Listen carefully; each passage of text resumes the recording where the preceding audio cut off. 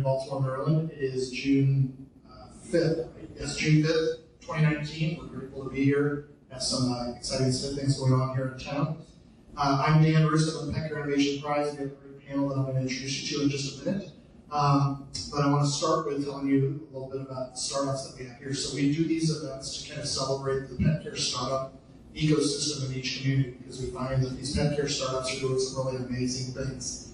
And they frequently don't have a way to connect to other people, to their peers and everything. So we try to have the focus of the event be about the startups in the space. And we have three. There's many other companies in the region. We have three here today. And the first one is going to be Haley, and she's going to tell you about Chippin. Hi there, my name is Haley. What's good? Perfect. Hi everyone, my name is Haley. I founded Chippin. Chippin is an environmentally conscious dog food company for the modern pet parent. We create tasty, world-changing, and transparent foods for our four-legged family members. So we started really inspired by the desire to make a difference for our pets and our planet. The carbon footprint is real. There are 180 million pets in the US alone. And if we were to take a look at what they're eating, they actually would rank 5th in terms of aggregate annual meat consumption. It's pretty significant. And it means that the food choices that we make for our pets have a very real effect on things like global greenhouse gas emissions, deforestation, and water usage. So I wanted to find a solution. I wanted to find a solution for my beautiful golden doodle Ren, and I discovered that Ren loves eating crickets. So we created Chippin for Ren and for dog friends. And we started with a delicious and nutritious cricket protein snack for dogs that really enables pet parents to make a choice that is nutrition focused, has more omega-3s and B12 from contaminant salmon, delicious, and is a sustainable choice. Dogs love Chippin, and with Chippin, pet parents and pups can change the world. I invented a dog leash, which is IoT enabled, and so it'll track ground temperature, so like your dog's paws don't burn. So you have either you have no idea that your dog's paws can't burn, or you just aren't really aware of it, or tracking it, or tracking it in any sort of way. So what my leash will do is it'll connect your phone to like instant alerts, check every 2 seconds, 100 inches, 110 degrees alert me. So you can be walking. And it's one of those things where even out of sight, out of mind, out of sight, out of mind, you'll still be able to know, okay, now it's too hot, time to turn around. Or, okay, let's change services. And so this has both B2B and B2C play, so like I can target it to dog companies. Okay, totally not looking for anything right now. Or B2C, so like everybody here, you obviously love your dogs, or else you wouldn't really be here. My name's Hector. I'm a co-founder of Pet Connect. And Pet Connect is a free mobile app for pet owners. You can explore over 100,000 pet-friendly resources all across the U.S. You can find boarders, groomers, trainers, pet stores, vets, hospitals, events. You can even find adoptable pets in our application. We are currently working on partnerships to bring you pet-friendly restaurants, hotels, apartment complexes, and parks. So those are all coming soon. We also offer pet owners tools. So, for example, you can upload all your pet's records into the app. So medical records, adoption paperwork, training certificates can all be archived into the app. And then it's an easy copy. You can actually share it directly from your phone. So no more carrying around paper copies. We have another feature called Family, where multiple family members can download the app and link their accounts. So that as one family member performs an action, say uploads a photo, video, medical record, or even connects with the business, all members of the family receive that information automatically on their phone. Mimics real-life pet ownership. Pet Connect is also a sales and marketing platform for pet businesses. Pet businesses can subscribe to a marketing profile within the marketplace, and also working on a branded app for those businesses as well. The idea there is they can promote their brands and sell their services directly to the pet owner community. And sort of our motto is that we make pet lives better by helping pet owners find the resources that they need. The pet care industry is more than just the things that you see on the shelves in the pet store. But I'm going to ask each of you to kind of just give a brief introduction to yourself. My name is Hobler. I'm with the Nice Square Ventures group at Purina. Been at Purina for about 10 years. Worked in our litter marketing, business brand team, treats, food, strategic planning, and Nice Square Ventures. My name is Dr. Katy Nelson. I am a veterinarian in Alexandria, Virginia. I've been a veterinarian for 18 years now, my age way. But I also have the pet show with Dr. Katy in Washington, D.C. for 7 years. And I have KJ in pet marketing, which I've been doing for the last 11 years. So I have a consulting business for pet companies. I've worked with everyone from the high-end company to the small startups as well. So have some experience in the pet space myself. Hey everyone, my name is David Comiskey. I am a co-founder of Barking Pets. We are an athlete's dog walking service. We began in 2015 in Washington, D.C. We're now available in D.C., New York, Philadelphia, and Baltimore. And what Barking Pets does is really connect pet owners with a highly trained, vetted, and effective dog walker to provide consistent, everyday, regular pet care services. And I just want to give a shout out to Dave and Chris, his co-founder with Barclay. They're the grand prize winners of the Pet Care Innovation Prize, so we have a great relationship with them. It's good stuff. Great. Good evening, everyone. My name is Ben Novak. I'm an active angel investor in seed-stage technology companies based on the East Coast. I do most of my angel investing for a group called TCIG, which is Delaware Crossing Investor Group, where we look at seed-stage companies in a variety of industries, primarily based in the Mid-Atlantic region. So we look Boston to DC, Pittsburgh to the ocean. We've invested in a number of promising companies, including one called Barking. I don't know if you've ever heard this dog walking app. It's amazing. It's in Baltimore. They're going to be running a lot of really cool leashes too. They're one of my favorite personal portfolio companies, of course. I'm not just saying that. Personally, I invest about 5 tech companies a year. I'm interested in the pet tech space. I think there's a lot of opportunities there. My day job, I'm also a venture capital attorney, so I represent tech companies, angel investors, VCs, and a few private equity funds. So my day job at a law firm. Great. So we want to get the conversation started, and if you've got questions here, if you just kind of raise your hand and we'll pass around the mic. But I'm going to start with this. I'm just going to ask each of you a question, kind of kick us off. So Ben, you look at a lot of tech companies, and you've looked at a pet company. So tell us a little bit about, we hear from a lot of pet startups that it's hard to find your first investors behind your friends and family and everything. So tell me a little bit about what you see about pet that's unique, and what you see about it, like from an upside, what you think is the challenge to overcome from your own experience in looking at Barclay. Sure. So the unfortunate news is that problem is not unique to the pet tech industry. Right, finding your first investor for most ventures is a challenge, but possible. We have a lot of success stories around the table here. So personally, what I find interesting is, as an angel investor, you're constantly looking for what's next, right?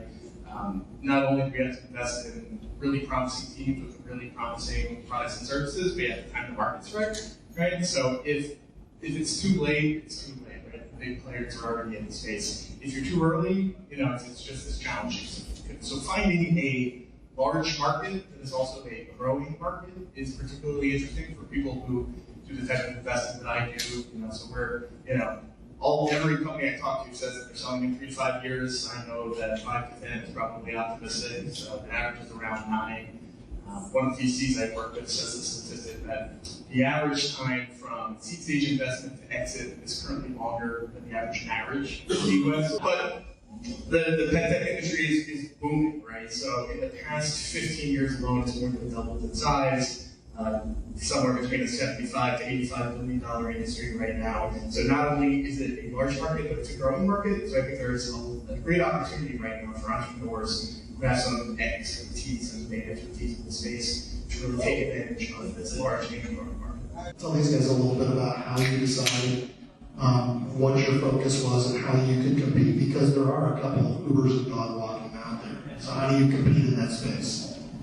Mostly just trial and error. We 100% started as the Uber of dog walking, right? Like, Of course, everybody was loving the ride-sharing services back in 2015. It was amazing to get a cab as soon as you needed one and things like that. The experience was just perfect. And when we started, we thought, well, my co-founders and I were busy, we were working, we loved our dogs, but we had really robust and active social lives. When we wanted a dog walker, we just wanted one. But then, as we started looking at the space, it just didn't fit the pet space at all, really, in our opinion. Because who's coming into your home? How do you know that they're qualified to be caring for your pet and things like that? And sure, we can provide somebody in 60 minutes notice or less, which we don't do anymore because we determined that pet care is, one, a regular need, right? You're all dog owners, or many of you are probably dog owners. You go to work 9 to 5 every single day. You need a dog walker in the middle of the day pretty much all the time. You are all reliable and responsible people. You don't need a walker last minute like you need to get from point A to point B last minute.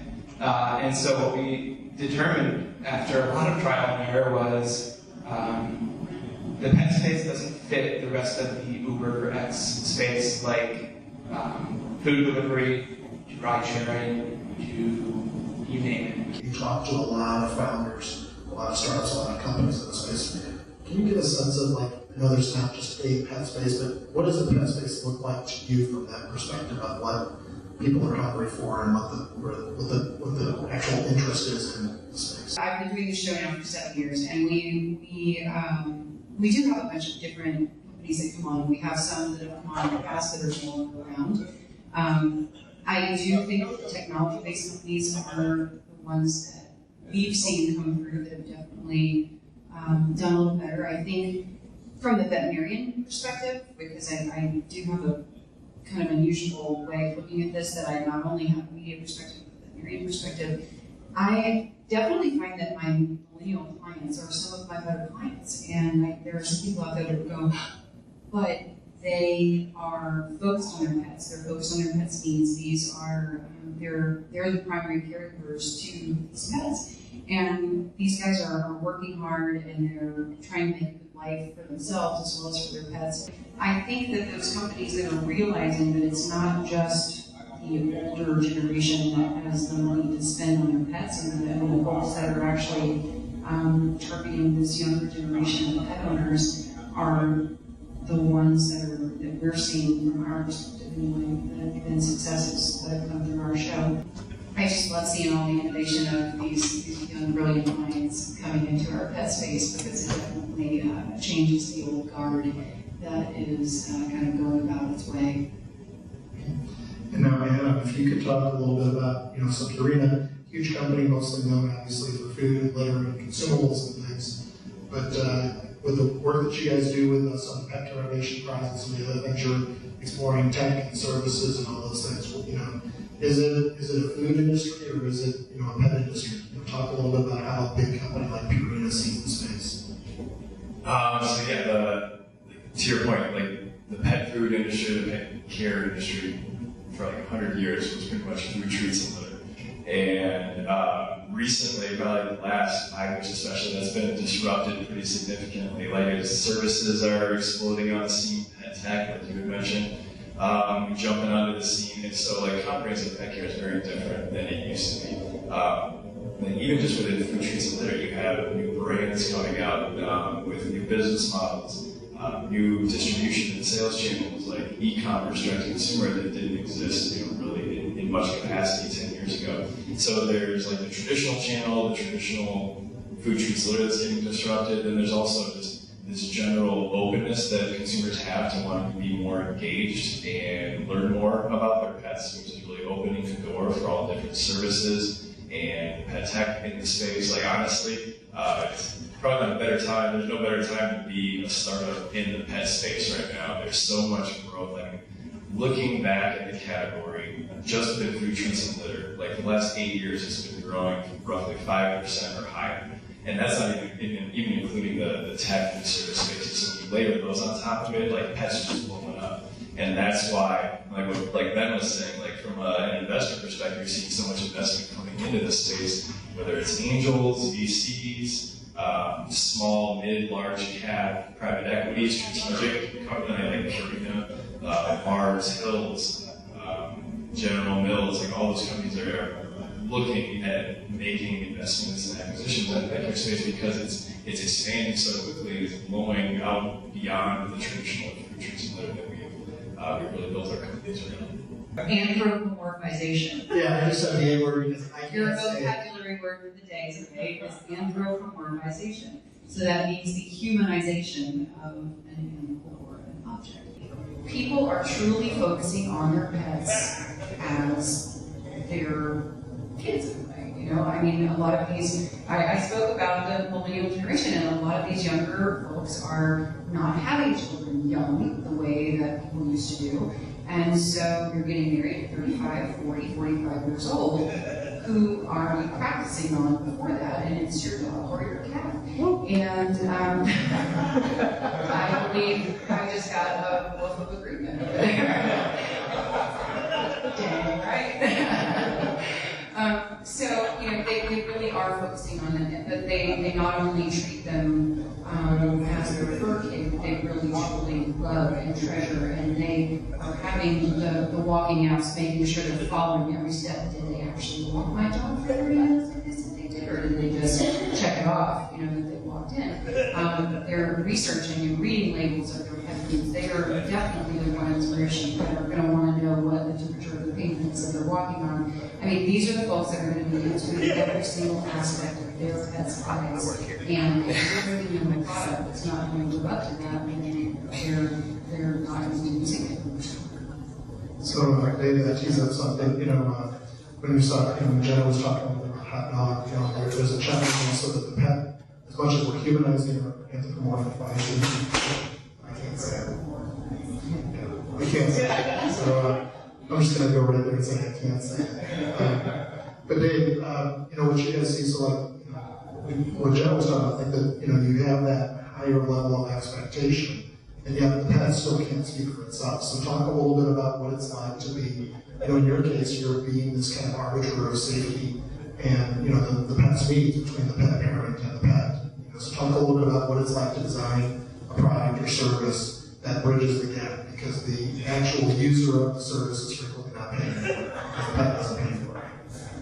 Yeah, I think that's actually a really good question. I would just counter it one way, in that I think any pet owner can tell you that their dog is in fact communicating with them and really letting them know exactly the way they're feeling and things like that. I tell our dog walkers that the second a customer steps home after a work day and looks at their dog, they can tell if their dog had a great experience or not a great experience just instantly. I think that being an arbiter between those things really comes down to ensuring that the people who are providing the care are dog lovers as much as our customers are. They will care for your dog, and they will love your dog for 30 minutes or 60 minutes as much as you love your dog. And then designing an experience that makes sure that the customer knows it.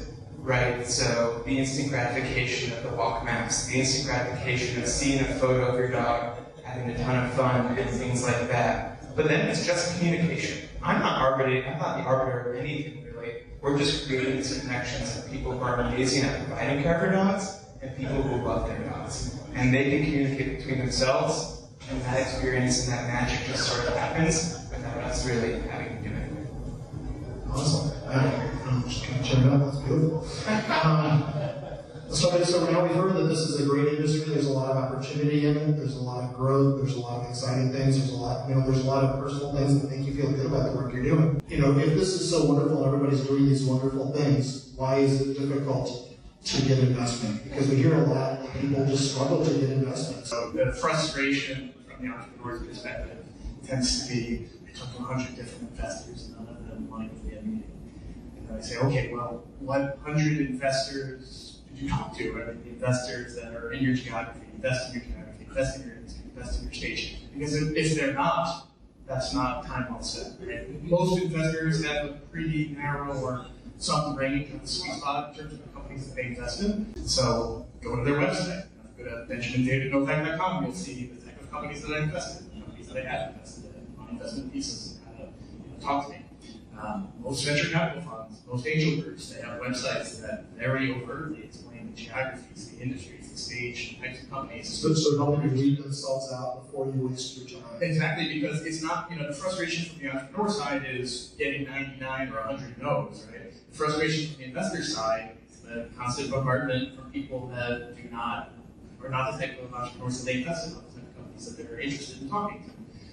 So a lot of this comes down to filtering, right? So spending the time and effort, leveraging your network to find the right resources to figure out who are the 100 investors that are interested in your type of company, in your geography, in your space. And I think you'll find that the hit rate is significantly better than. Also, put a plug in for warm introductions, right? Leverage your network, leverage your current investor, the investor that just invested in your safe round. Ask them for an introduction to the investor that's interested in the price round, lawyers, accountants, people in your network. Getting a warm introduction will be much better received once you identify those 100 potential investors. So I think those are the two biggest tips for increasing your hit rate. Before we pass on, I'm going to add, because of your background as a lawyer and the firm you work with, can you just describe for the people here and anybody watching the video, what's the difference between an angel round, a venture round, later on? You talked about VCs, you talked about PEs. Can you just explain that a little bit? Because, quickly, somebody one time said, hey, we've got this great idea, and I just need $100 million to get it to market. I just need that $100 million check. Oh, give $100 million, I'm interested in talking. But can you talk a little bit about what those levels are, just to kind of give everybody some Sure. Let me first say that these are not terms of art, right? So people use some of these terms differently. Often you'll read a book about angel investor, venture capital investing, and we'll talk about first you raise your founder raise, then your friends and family raise, then your angel raise, then your seed stage VC raise, then your group. Often that doesn't happen like that, right? There's a lot of blends of these things. So that said, to kind of create some buckets, right? Who knows where the first dollar comes for your venture? Somebody yelled out, where's your first dollar come from? Your bank account. Right. Your bank account, not somebody else, right? The first F of the 4 F's is the founder. Who knows what the next 2 F's are? Friends and family, right? So these are the people that are investing in you because they know you, they like you, they believe in you. Your company sounds promising, I like lottery tickets, but I'm most interested in investing in you and supporting you in this venture. So your friends and family are in that theoretical next round. That are maybe we view them as double bottom line investors. They would like a profit, but also they're looking to support you with the check. Who knows what the 4th F is? So we have founders, friends, and family. Fools, that's me. All right. So the angel investors, the sophisticated angel investors, are that 4th F, right? Fools. So there's a range of angel investors that invest for different reasons. A lot of organized angels like to think that they're sophisticated angels that are primarily profit-driven, but there's all different variations of that, right? So there's several angel groups that are double bottom line angel groups. They're, for example, trying to invest not only to make a profit, but also in sustainable ventures. Not only to make a profit, but to invest in underrepresented groups, and female or minority-led companies, right? So, or in a particular geography. Yeah, particularly, right. So there's lots of different types of investors that are looking to do different things, but generally angels we kind of think of as sophisticated investors. Maybe they're your friends, maybe they're your family, but they're not investing because they like you. They're investing because they like your company. One of my clients, his uncle is a wealthy individual, and he wrote a $1 million check to his nephew's company. The way he put it is, I invested despite my nephew. He was not investing in his nephew, he did not have a lot of confidence in his nephew, but he believed in the company. In recent years, that majorly, for angels to coordinate their efforts together, all these collaborative bands of angels, groups of angels, that basically will source deals, filter deals, screen deals, negotiate deals, close deals. It's a collective, and often instead of writing a $50,000 check, there's 10 guys and gals writing $50,000 checks, and writing a $500,000 check into a seed stage company that de-risks investment for everybody. So can you talk a little bit about, you see a lot of companies that, there are a lot of people, one of the amazing things about the pet care space is that there's some people with really high principles and doing really amazing things from their heart, So can you talk a little bit about what it's like to be, when you see those people, what are kind of the attributes of somebody in the pet care industry that does well? So there are a lot of people in the pet industry whose hearts are in the right place, but maybe their idea is not necessarily. I don't know the statistics on how many start up that don't make it, but I do believe that most people come into this particular space lacking the greed, but more with the idea of, I have a solution for something that, and it usually starts with my pet needed this, you know. I know of at least 2 of the newest food companies that started because the founders, it's my part of the honor. Just pass that along. Thanks, I appreciate that. Whoops, did you see that? I thought I perfected that in college, and it turns out that I did. So, no, I mean, I do think that people do come into this industry with their hearts in the right place, and I think that comes from all perspectives. I think veterinarians go into this not to make money, but because they want to help animals. I think people are coming into the pet nutrition space because they feel like they have the next new idea, or you want to specialize in something that's really truly going to make a difference. And I do feel that there's so many companies that come into this space as well that want to have a lasting difference because they sort of will, you know, do profit sharing or rescue, or there will be some sort of trickle down effect into some of the rescue efforts or whatever. And so I feel like those companies that come in that have their heart on the sleeve and they're really truly solving a problem, and I think that you address that as well, that they're really truly solving a problem. You know, if you walk in and you're in a field of 7,000 other companies that are solving the same problem, the likelihood of you really truly succeeding in that space is a lot less. But if you come into something with a unique issue that you're really truly coming in with an innovative idea of how to solve that, then I think that these are the ones that we're going to see succeed. You know, there's along those lines, there's a statistic of if there were 3,000 exhibitors at Global Pet, there's something like 800 of them are doing dog treats. I mean, it's just insane. Yes. I mean, it's like there are a lot of, I think it's important to know that your idea might be a great idea, but you're differentiating against a lot of people. Right. It may not be unique. And there's, Global Pet's a great example. You walk around Global Pet Expo and you see, companies that are coming in with, faux fur this or whatever, and deer antlers and elk antlers and all these various things. And they all sound great, but what really is the market for something like that? I think that when you come into the pet market and you hear that this year's a $72 billion industry, I mean, your eyes have to bug out of your head because it's like, oh my God, the opportunity in this space is crazy.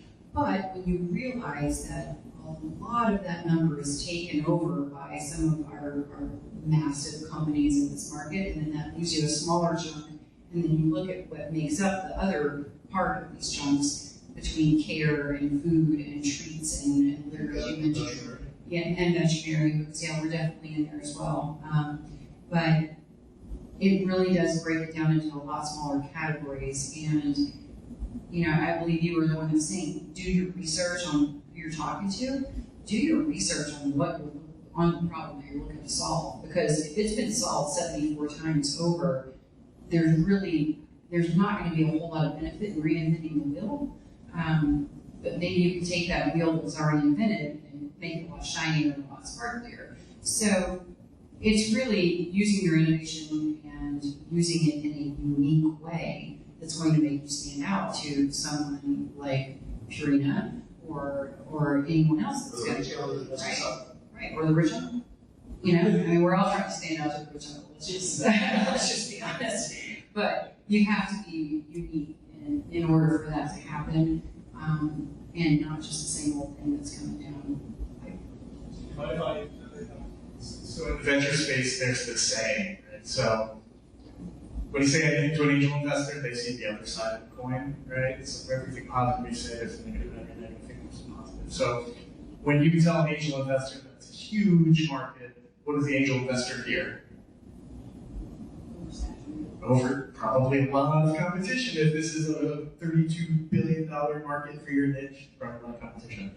And if you say there's no competition, what does the angel investor hear? There's probably no market for this. So there's exceptions to that, but just be mindful of that thought. What questions does the audience have? So you're saying, what are the analog industries you have? Looking to other investors to open them up to my type of company. How do I set the stage that there's an analog to something they don't have? And I mean, the underpinning here is that angel investors, VCs, most investors only invest in things that they know about, because A, if they don't know about the industry, they're probably going to not be so successful at picking the winner. And B, if it's not something that when they're an expert, they can't help you beyond their check, right? Most VCs don't just want to write you a check, they also want to open up their Rolodex, help you close a customer relationship, supplier relationship. But at the same time, we're just acquiring consumers, right? If I had a dog food company, I would just look for food companies, right? If I had a leash that I was building as hardware, I would just look for. So I think actually thinking of it in the pet industry is confining it when it doesn't necessarily need to be. Who's buying the product, right? They're going to be people and not dogs. And so for us, it was like, we're a direct consumer marketplace, right? Like, we're just a marketplace. What investors out there have invested in marketplaces? And that's sort of the way we look at it. None of our investors, all but one of our investors have invested in other pet companies. So yeah, like I would agree that like looking at it within like the sub-segment, like the hardware, the software, the service space, definitely makes sense. Like I think there's a couple different ways you can make analogies, you can create analogies. One that comes to mind in terms of like marketing in the same kind of end consumer person you're marketing to type relationship would be in like the baby or like the toddler space, where the end consumer isn't the one necessarily making the purchase decision. So in terms of like a marketing analogy, like you mentioned, that would be one that would come to mind. That like the baby space continues to expand, right? There's all kinds of new things that you can. If you compare the baby, like the offerings to babies, like services, technology, just physical product, food, today versus 10, 15 years ago, that might seem like pretty significant difference. We often say that being a veterinarian is very similar to being a pediatrician, because your patients come in and they can't tell you what hurts, and you've got concerned parents that are, overreacting for the most part.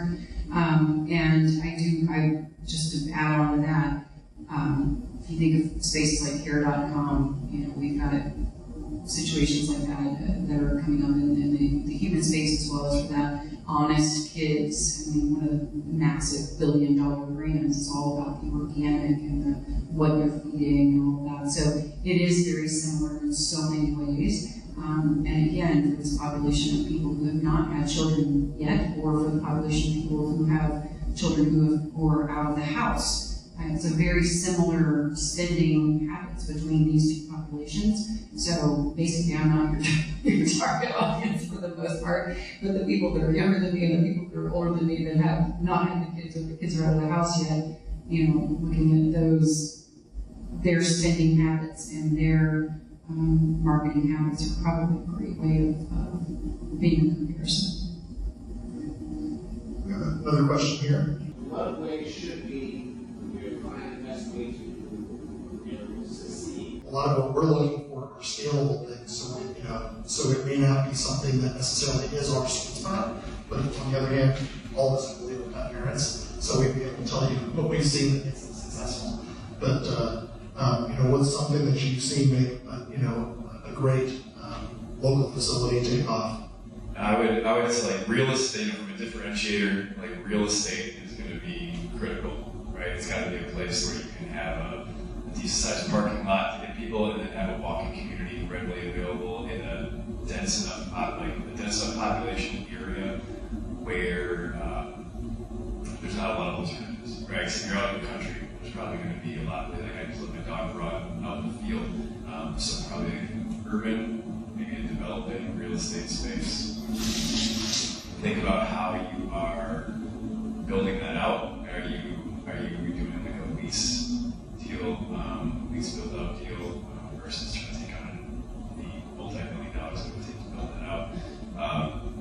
The other thing is like think probably beyond just the dog park, like what can there be from a human engagement interaction space too. I know there's several of those around the U.S. There's one in Texas, one in Georgia, one in California, and one in Kansas City right now.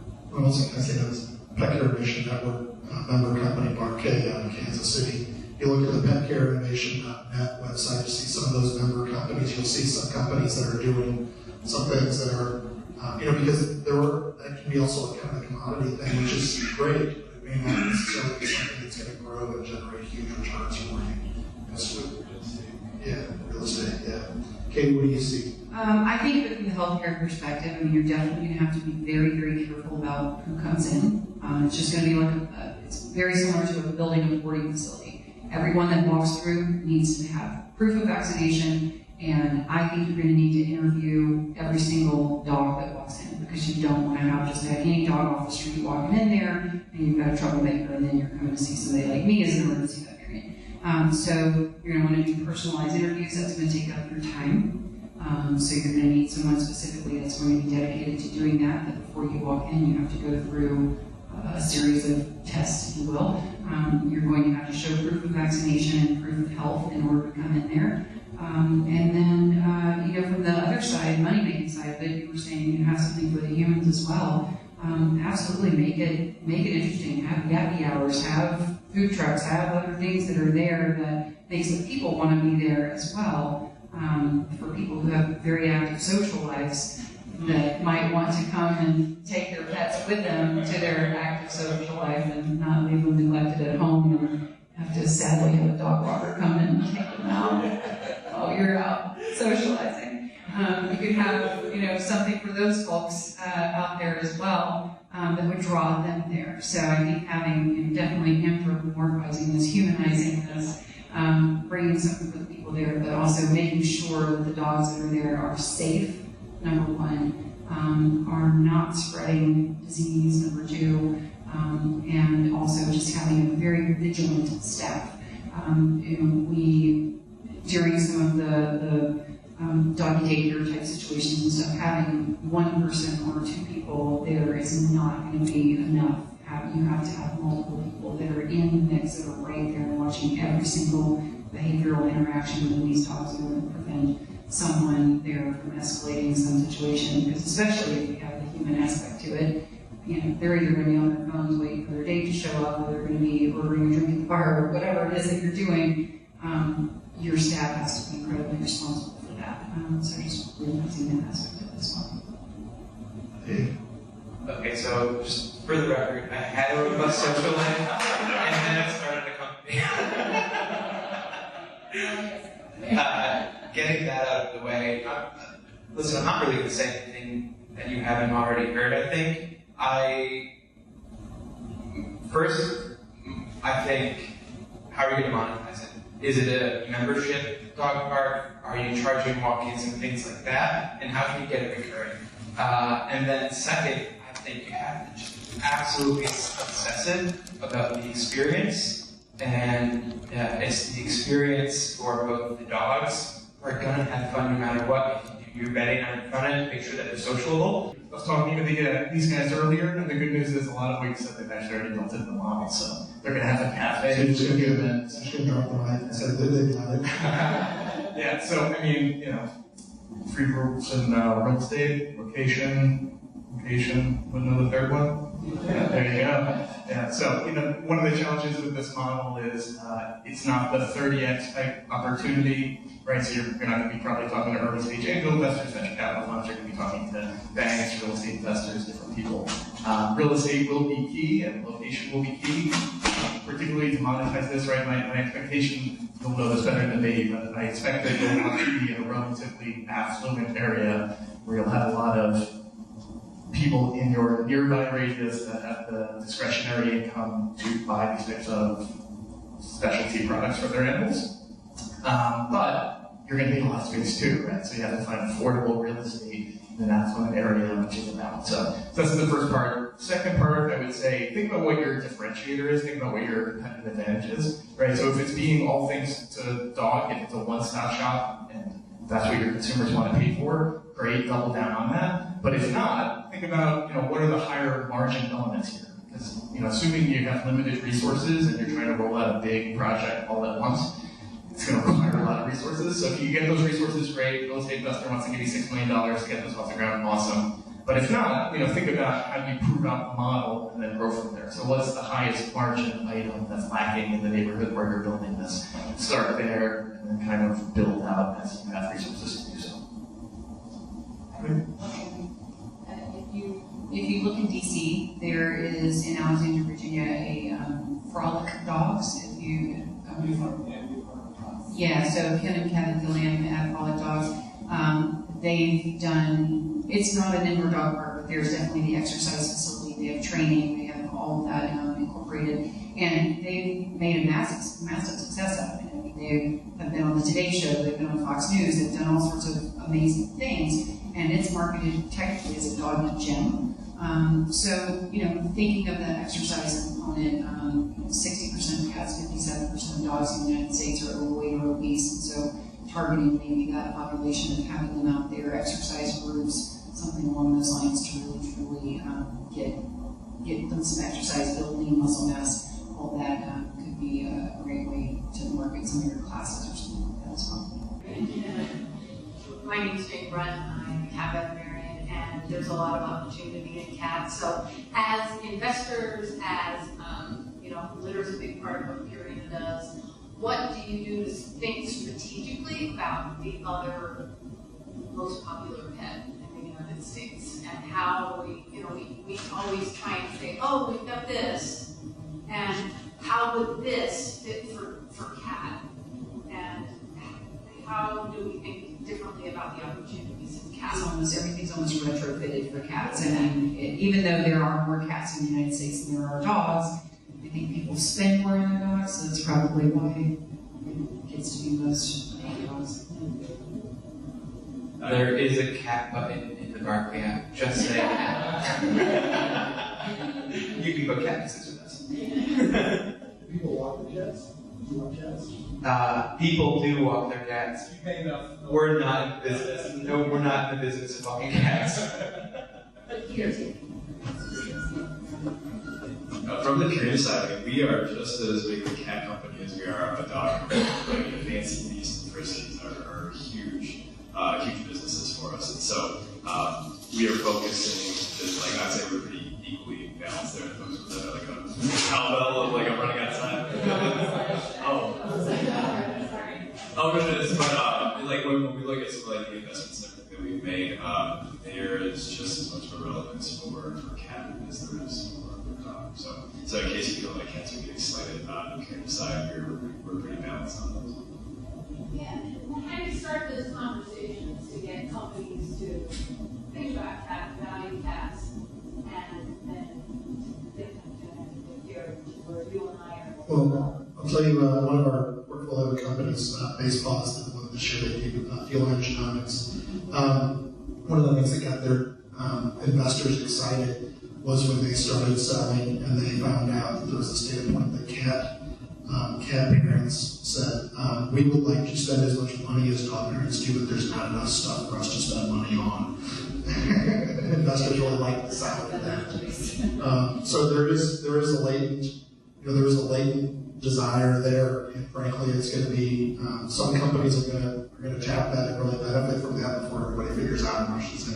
There's a subscription box for cat owners now. I think It's a yeah, it's all coming along though, I think. It just comes afterwards. It does seem like it's an afterthought. I'll just say it's hard to refute traction, so get traction, right? My favorite thing as an investor is when I prove it wrong, right? So somebody will say, we're doing this, it's a huge market, everybody's going to love this, what is it? I don't think so. They come back here later and they say, hey, look at these stats, look at this data. I'm now very interested, even though I was hardly on a year ago. So, prove it, and that's the best way to move forward. One of the questions that I have is what I would consider a flexible company in the print market. It does have potential, by the way, but under profile, it says connector. So besides events like these, where would I be able to find people who I can connect with to help grow my business, specifically in this space? I know it's it's one thing to have money, but it's also to have people who believe in your vibe and have the ability to help you scale. Where would I go for that? Yeah, that's a great question. So, you know, what we see is, I mean, that's why we started the Pet Care Innovation Prize was, you know, and why Purina backed it. But there's these founders are all over the place, and they need peers. And they need to know how to grow, and they need to know when to make, you know, what a wise decision looks like and what an unwise decision looks like as well, because they make those. They go to them. You want to kind of recognize those patterns earlier rather than wait years later.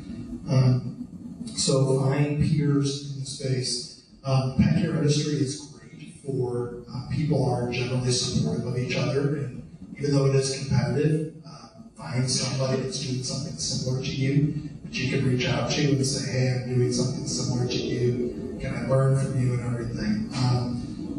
The reason that we do these events in local cities, we're here to tell you about the Pet Care Innovation Prize. We hope all of you apply for it, but also we want you to know each other because you can be supportive for each other. And then when you see each other at consumer events and things, to support each other. Finally, you know, when we talk about investors, once you've got an investor, once you've got a retail partner that you're working with, share that with somebody else that you know is doing something good, because you know a retailer wants more than one product in their store. An investor, once they see something that's working for them with one company, they want to find other companies like that. And make sure you make introductions to each other. But this is really about building your own ecosystem. And we can support you a little bit with some of the cash and some of the other resources, but really find your ecosystem and support each other in it. Because you got one here in town. And every town has one, or every region has one. Any last words, just a few sentences that, you know, of what you've seen. You know, so just want to remind everybody we saw HotDawg and Pet Connect and Chippin, and you know, what you saw that you think is kind of interesting or promising, or what you think is kind of exciting, and just kind of any closing thoughts that you have. Sure, so I think everything. Right? So I didn't find one person here tonight that has a dead business model. I think a lot of the things that you're all working on are very interesting. They're at various stages. A lot of them are very early, so how do you get to the next level? You build up the ecosystem, you network, you find resources, you come up to events like this. So the fact that you guys are here is a great sign. To some extent, I'm preaching the choir here, but you know, where do you go next? I would say cast a wide net, right? So don't just go to, you know, I'm sure there's meetups for pet companies in the Baltimore region, but cast a wider net, right? So I serve on the board of directors of the New Jersey Technology Council. We just had our annual venture conference. We are not a pet tech specific or a pet specific organization, but at our conference we had several different pet tech companies presenting at the conference and a lot of investor interest. So maybe cast a wider net and then, you know, build your niche within those larger organizations. Yeah, so I'll sort of look at it from the founder perspective, and I think what I've experienced tonight is sort of the beauty of perseverance, which really is the story of Bark Week 2. Hector and I, Pet Connect, met 5 years ago. You had a different name, we had a different name, you had a different business model, we didn't know what we were doing. And you know, it just took a long time, and it takes a long time to figure these things out. It takes a long time to meet investors that are even interested. It takes a long time to find your product market fit, things like that. I think so long as you're pushing yourself to constantly innovate, constantly connect with people that are interested in the same sort of thing as you, things will come. I think solving a real problem in an innovative way is the best way to make yourself stand out. As far as networking, you know, you mentioned branching out. This is phenomenal, and you guys that you've shown up tonight are obviously really serious about this, and coming out to events like this are amazing. Also, think about the national events as well. I mean, Super Zoo in Las Vegas, it's an investment to go, but it's darn fun, and you meet 1,000 people, and you never know that one that might be the person that you needed to meet. Global Pet Expo, as we mentioned before. I mean, all of these things are places and opportunities for you to go and explore and see what the market is, and frankly see what your competition is as well. And some of the larger veterinary conferences, if you have a product that's really looking towards a health issue with pets or something, the larger veterinary conferences are going to be great for that as well. Even if you don't have a booth there, even if you're not paid to be an exhibitor, just going and attending and walking to the exhibit floor, you are going to see who's talking to veterinarians and what the veterinarians are running, the technicians, and frankly the people who run the whole house are not the veterinarians most of the time, it's the technicians. So getting in contact with them and making those connections with them. So thinking outside the box, it seems to be the best way to reach out to these guys, or to the investors. But again, solving that unique problem in a unique way is, I think, the best way that that's make sure and yourselves do. So not too many words of wisdom outside of what was already said, but yeah, networking, critically important. Get some wins under your belt and use those wins in your elevator pitch. Right? Have a nice, concise story that highlights those wins and how you're solving the problem in a meaningful and unique way. I feel like that's critical to rally investors. You attract other individuals, like you're attracting more of a network when you have those wins and that tight story. It just makes it really easy to continue to build momentum. Connecting with Purina, Pet Care Innovation Prize is a great way to just establish that initial touch point, that initial relationship. You do that at petcareinnovationprize.com. I've had a chance to talk to several of you tonight. Hopefully I'll get a chance to talk to the rest of you guys before we get kicked out of here. But yeah, what I've seen, the people I've talked to, it's really cool to hear what you guys are working on.